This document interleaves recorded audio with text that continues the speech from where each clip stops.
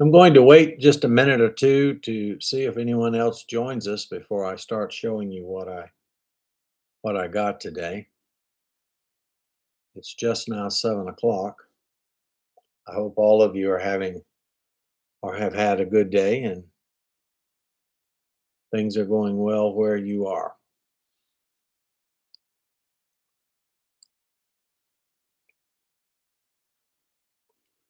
I'm doing this alone, so if you leave any comments, it may take me a moment to answer you. But I'm going to get started here in just a moment.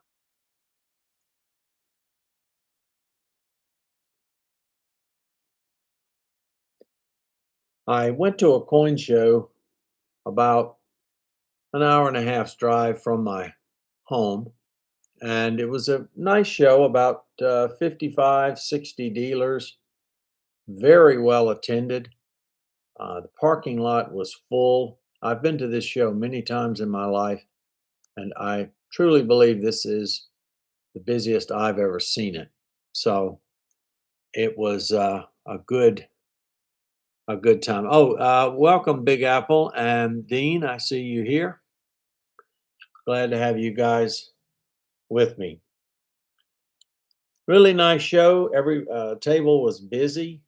In fact, there was one currency table I really never got a chance to see.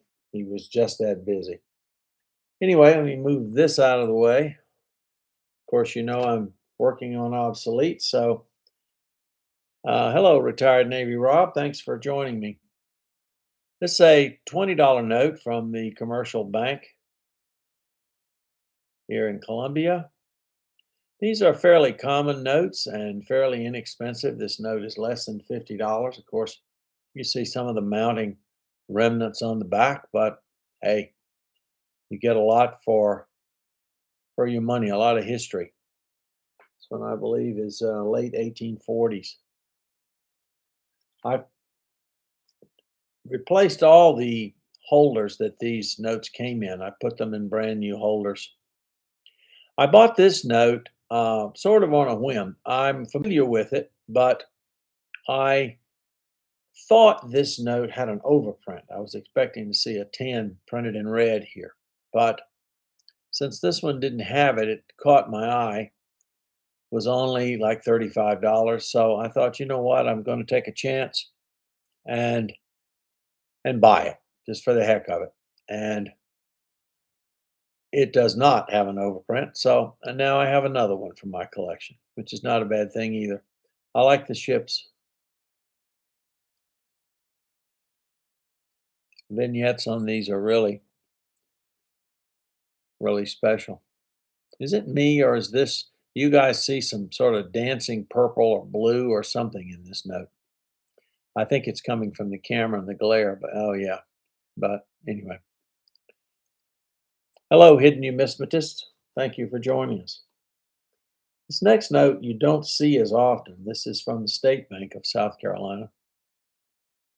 To me, this note looks like it was printed, in the 1830s or 1840s and just not released until the late 1850s.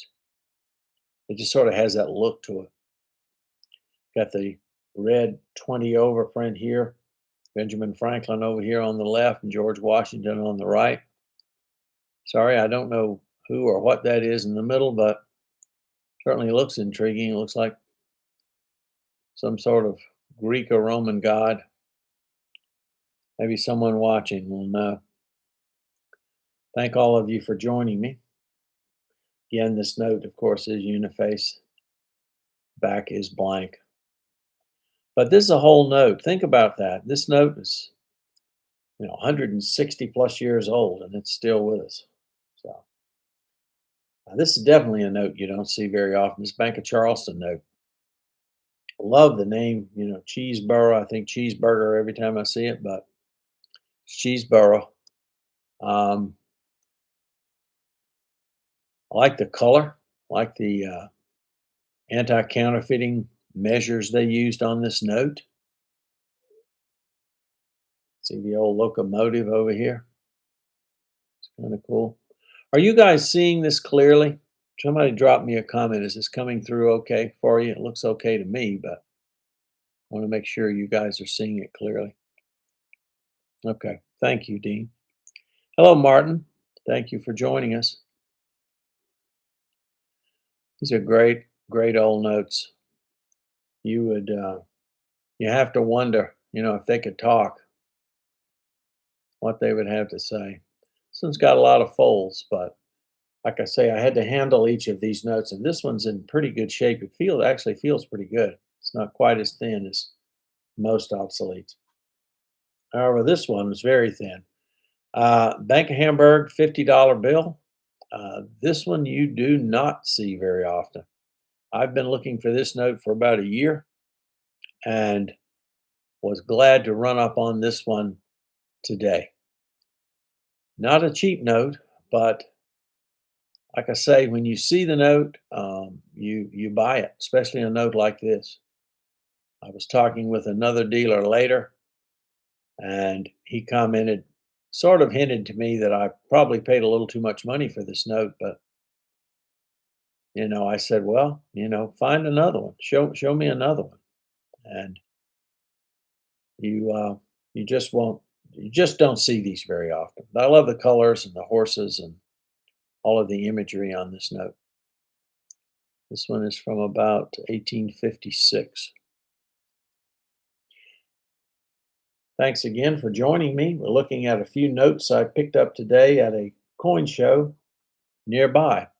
This is another Bank of Hamburg. This is an earlier note. Again, not a note that you see very often. These $50 bills from any bank are generally hard to come by, though there are a few exceptions. This one a little, not quite as colorful, but just as historical. I like the ship down here. Okay. You'll see these notes again. I'll be doing some in-depth videos later, and we'll be talking about the town of Hamburg, which, by the way, does not exist anymore. So it's a city that no longer exists, and that's a story in and of itself. And finally, I think this is, I say the best for last. I saw this and I thought, I just have to bring this home. The colors are just too pretty on this note. Another note you do not see very often. You see different versions of it, but not with all this color, this overprint. This is an American banknote company creation, as you might imagine. So, how's everyone doing? I hope everyone's doing well. Let me know what you think of obsolete notes like this. Of course, I'm interested in my home state, but these can be collected by vignette or by personalities or animals or whatever you like. Your state, your city, your county. Let me know what you think. Not going to stay on long tonight. Just wanted to let you know the hobby's very strong. Dealers were talking about prices were holding up well. And there were a lot of buyers, not just looky-loos. So I want to thank all of you for joining me. This was not planned. I just thought I'd jump on and talk for 5 or 10 minutes, and almost 10 minutes has gone by. But thank all of you for being here. I hope you have a nice evening, and thanks for stopping by.